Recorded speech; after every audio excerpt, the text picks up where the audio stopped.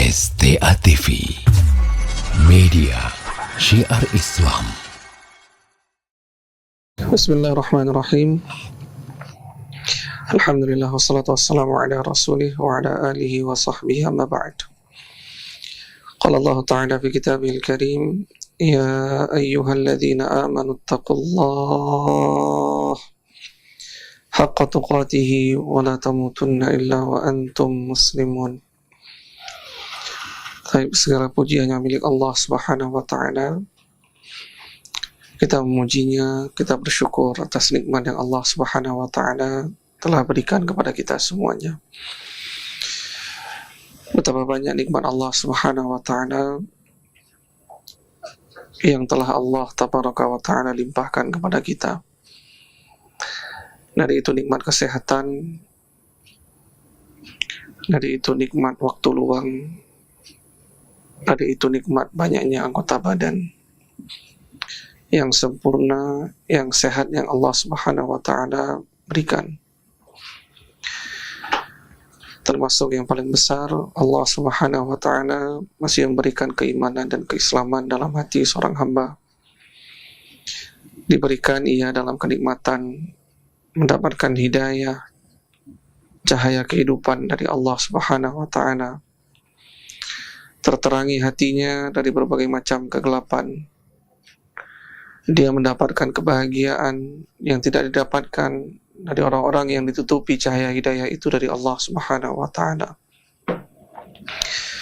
Termasuk pula, ya terkadang kita tidak menyadari banyaknya pintu surga yang Allah Subhanahu wa Ta'ala bukakan kepada kita semuanya.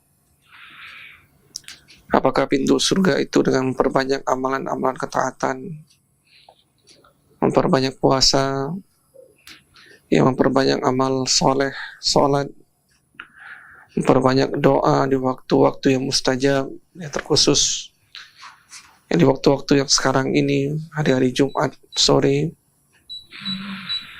Begitu pula Allah Subhanahu wa Ta'ala memberikan waktu terkadang ya kepada seorang anak dengan kehidupan kedua orang tuanya yang mungkin sudah kibarusin, ya sudah menua,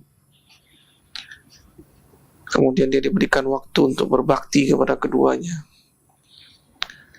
Tatkala pintu-pintu kebaikan itu dibuka dan banyak dia bisa memasuki pintu-pintu surga yang Allah Subhanahu wa Ta'ala siapkan, maka hendaknya dia bersungguh-sungguh meminta kepada Allah Subhanahu wa Ta'ala kemudahan. Hendaknya dia bersungguh-sungguh untuk melewati pintu itu satu demi satu, agar kemungkinan dia masuk ke dalam surga yang dia nggak tahu apakah Allah Subhanahu wa Ta'ala menerima amalannya atau tidak. Allah Subhanahu wa Ta'ala menyebutkan ya kepada mereka ya yang menginginkan perjumpaan dengan Allah Subhanahu wa Ta'ala, man kana yarju liqa'a rabbih falyamal 'amalan shalihan. Barang siapa yang dia itu mengharapkan dengan perjumpaan Allah Subhanahu wa Ta'ala, maka ada cirinya. Mereka yang betul-betul menginginkan perjumpaan dengan Allah Tabaraka wa Ta'ala itu ada tanda-tandanya. Ya, siapa itu? Maka mereka, kata Allah Subhanahu wa Ta'ala, ciri tanda-tanda yang terlihat ya pada diri mereka itu, mereka bersungguh-sungguh untuk melaksanakan amalan-amalan ketaatan. Man kana yarju liqa'a rabbih falyamal 'amalan shalihan wa la yusyrik bi ibadati rabbih ahada. Yang kemudian dia tidak melakukan penyekutuan kepada Allah Subhanahu wa Ta'ala. Ya, setelah dia melaksanakan amalan-amalan ketaatan tersebut, dawam istiqamah ala aqidatis sahihah, di atas aqidah yang lurus, ya tauhid yang ikhlas kepada Allah Subhanahu wa Ta'ala. Maka beruntunglah mereka ya yang dimudahkan oleh Allah Subhanahu wa Ta'ala melaksanakan amalan-amalan ketaatan. Beruntunglah mereka ya yang bisa melalui berbagai macam pintu yang Allah Subhanahu wa Ta'ala siapkan ya untuk mereka bisa memasuki surga Allah Subhanahu wa taala yang seluas langit dan bumi. Taib, para pendengar Radio Syiar Tauhid 96,1 FM dimanapun Anda berada. Pada sore hari ini kembali kita akan membahas beberapa perkara yang dituliskan, buku ini dituliskan oleh Syekh Abdul Hadi bin Hasan Wahbi hafizahullah ta'ala, dan kita masuk kepada satu bab berkenaan tentang mengobati hati, suatu perkara yang sangat penting untuk dibahas karena tidak selamanya hati seorang hamba itu berada dalam posisi yang tinggi, dalam posisi yang sehat. Iman, ya, kata Allah Subhanahu wa taala, dan juga disebutkan dari hadis-hadis yang sahih, iman seorang mukmin itu naik dan turun.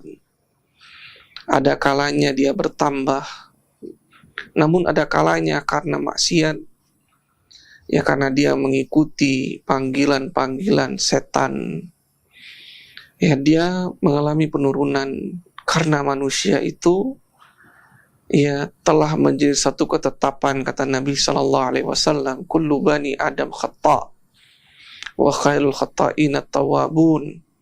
Setiap bani Adam itu akan melakukan kesalahan, dia akan melakukan dosa.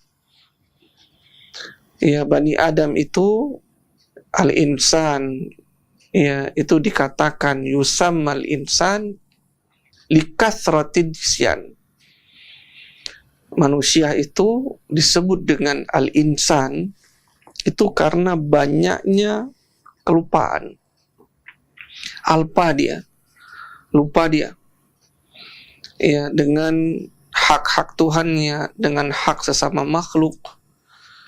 Ya, dia lupa terhadap hal tersebut sehingga hal tersebut mengubah yang sebelum hatinya itu adalah hati yang lurus, bersih, ya kemudian terpenuhi dengan noda-noda kemaksiatan.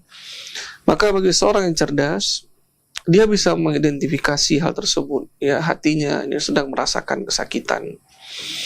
Dan Syekh Abdul Hadi bin Hasan Wahbi itu telah menyebutkan hafizahullah ta'ala kaidah asal bagaimana cara mengobati hati yang mendapatkan sakit itu. Dan beliau menyebutkan kaidah asalnya itu adalah meninggalkan sebab-sebab ya datangnya penyakit hati tersebut, yakni dia menjauhi asyubhat dan dia menjauhi asyahwat. Dia meninggalkan kemaksiatan. Dia meninggalkan hal-hal yang dapat membuat hatinya itu terkotori. Ya, dari perkara-perkara yang samar dia bersihkan jiwanya. Ya, dia tidak mau terjatuh kepada hal-hal yang asyubhat. Jadi ini menjadi kaidah umum. Ya, dalam hadis yang terkenal, innal halala bayyinun ya wa innal harama bayyinun ila akhirih. Hadisnya itu panjang. Di mana pada hadis tersebut ada penggalan terkait Nabi sallallahu alaihi wasallam menyebutkan wa man ittaqa syubhat faqad istabra'a li dinihi wa irdihi. Barang siapa yang menjauhi syubhat, dia menjauhi atau dia menjaga agamanya dan dia menjaga kehormatannya. Maka itu kaidah awal agar menjaga ya dirinya dari berbagai macam penyakit hati. Kemudian yang berikutnya itu menjauhi kemaksiatan, dia tinggalkan segala macam bentuk kemaksiatan yang sebelumnya dilakukan yang mengotori hatinya. Yang sebelumnya dia lakukan dengan sengaja walaupun dia tahu bahwasannya itu adalah kemaksiatan kepada Allah. Ya, maka inilah kaidah yang paling umum, yang paling dasar. Anda berhenti dari kemaksiatan, kemudian Anda berhenti dari mengerjakan perkara-perkara yang syubhat. Dan ada beberapa perkara pula, amalan, suatu perbuatan, ya setelah yang tadi itu adalah perkara meninggalkan, namun ada juga perbuatan yang dia lakukan membantu dirinya untuk mengobati hatinya. Dan yang pertama, dan ini telah berlalu penjelasannya, adalah memperbanyak membaca Al-Quran bitadabbur. Ya, dia bukan cuma membaca Al-Quran, kemudian dia tidak mentadabburinya.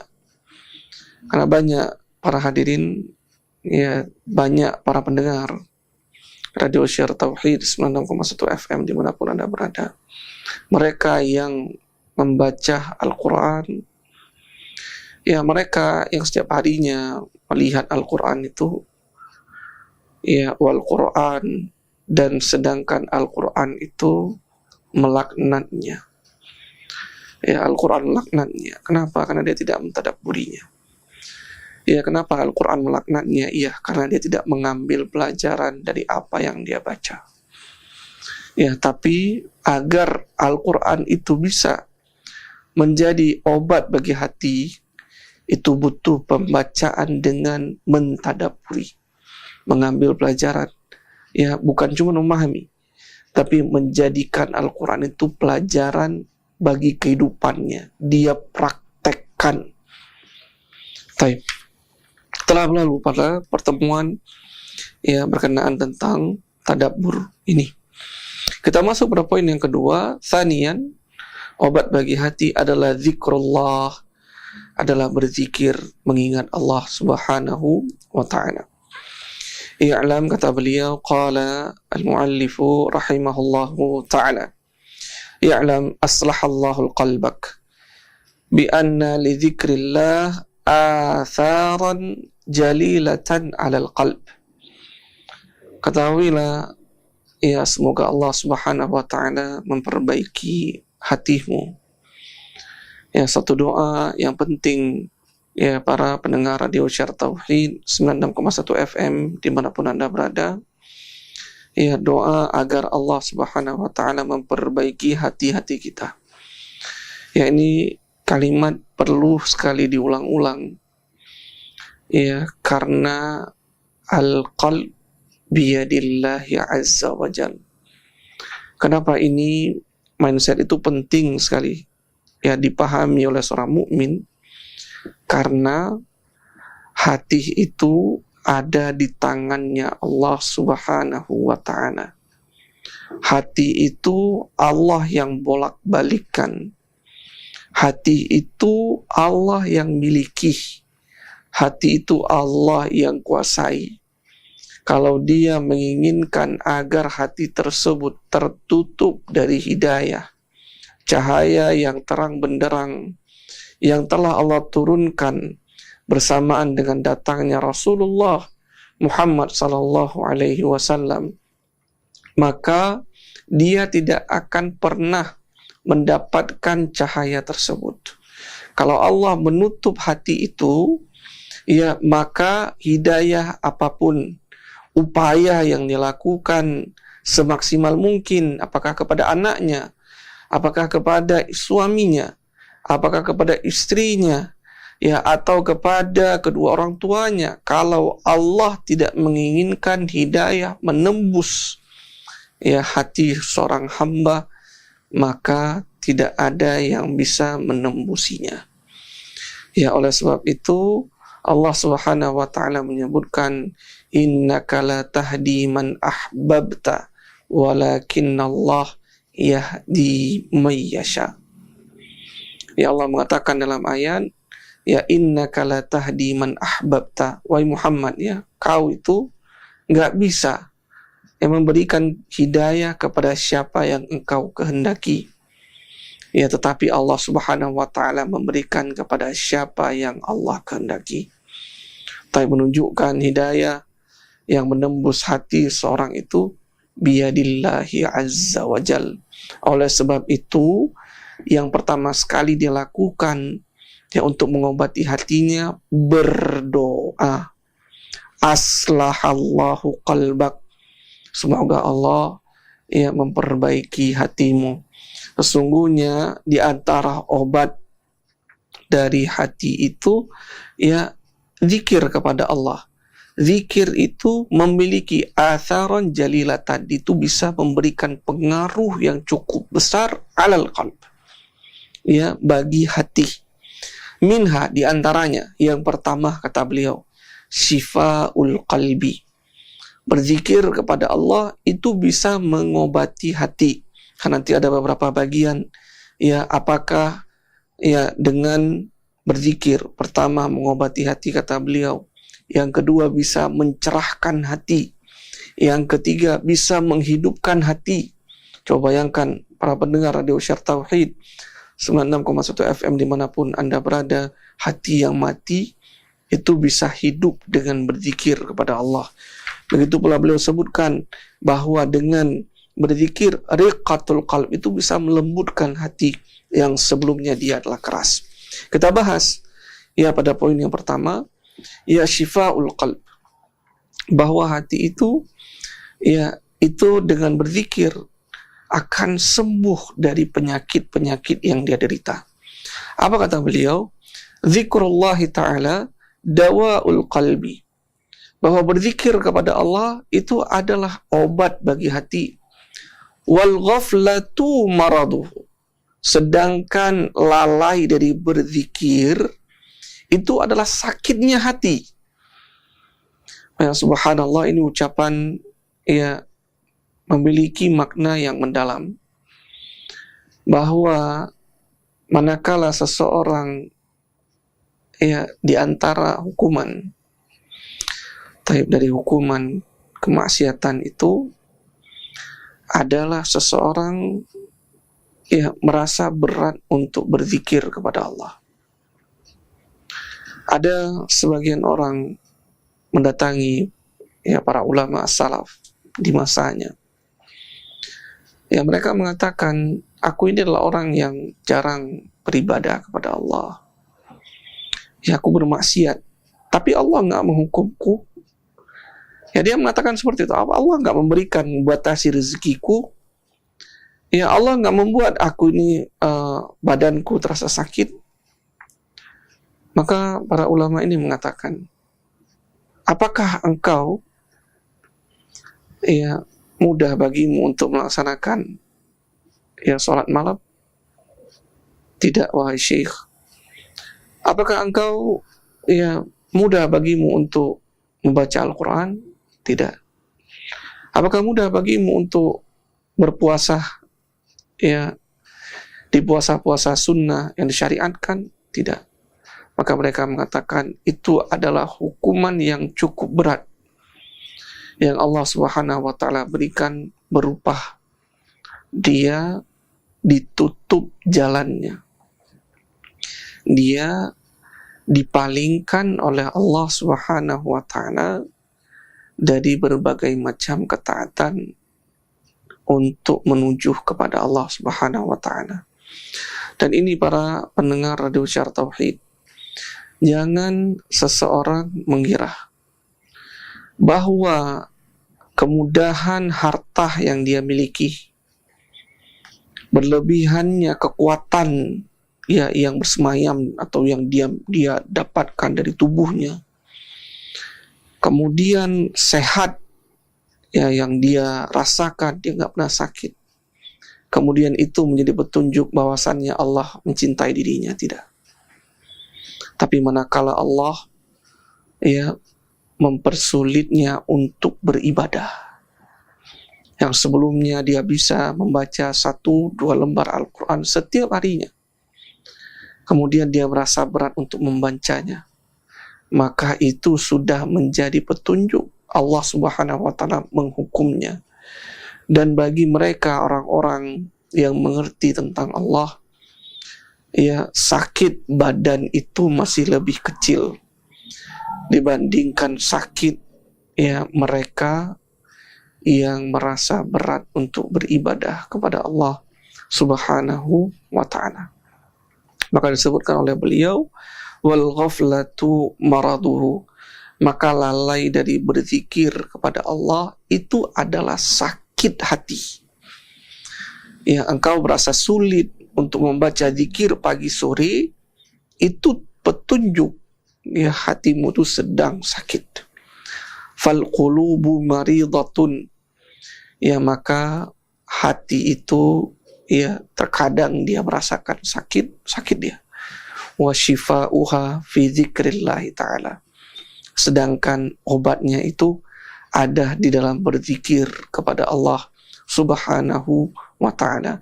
Kama qila, sebagaimana disebutkan, idza maridna tadawaina bidzikrikum fanatruku dzikra ahyanan fanantakisu. Ya, ada sebuah syair ya dari orang-orang Arab disebutkan, idza maridna tadawaina bidzikrikum. Kalau seandainya kami sakit, kami akan berobat dengan berzikir kepada Allah Subhanahu wa ta'ala. Fanatruku dzikra, kemudian kami meninggalkan zikir.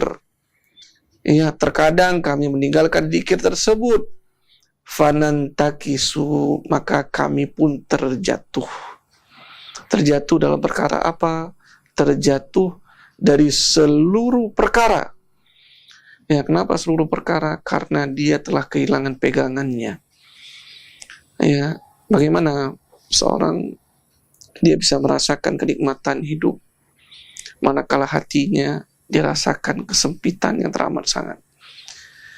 Ya, Anda bisa memikirkan ucapan ini, para pendengar Radio Syiar Tauhid 96,1 FM dimanapun Anda berada. Ya, betapa banyak seorang yang memiliki harta dunia tapi kemudian mengakhiri kehidupannya dengan bunuh diri. Anda bisa merenungi kejadian-kejadian seperti itu. Ya, kenapa? Jawabannya gampang saja. Karena ternyata kebahagiaan itu tidak terletak dari banyaknya dunia. Kebahagiaan itu terletak pada hati seorang hamba. Ya, maka manakala dia mengobati hatinya dengan berbanyak zikir kepada Allah Subhanahu wa ta'ala, maka akan terobati hatinya, ya, akan sembuh dirinya, dan dia akan merasakan kelapangan dan kebahagiaan dunia maupun akhiratnya. Ya, mungkin ini setelah sekian lama mungkin kita tidak taklim, ini dapat Anda sampaikan pada kesempatan sore hari ini. Semoga Allah Subhanahu wa ta'ala memudahkan kita pada pertemuan-pertemuan yang akan datang, membahas berkenaan tentang obat bagi hati dan bagaimana cara memperbaiki hati seorang hamba. Tutup, subhanakallahumma bihamdik, asyhadu an la ilaha illa anta, astaghfiruka wa atubu ilaik. Assalamualaikum warahmatullahi wabarakatuh.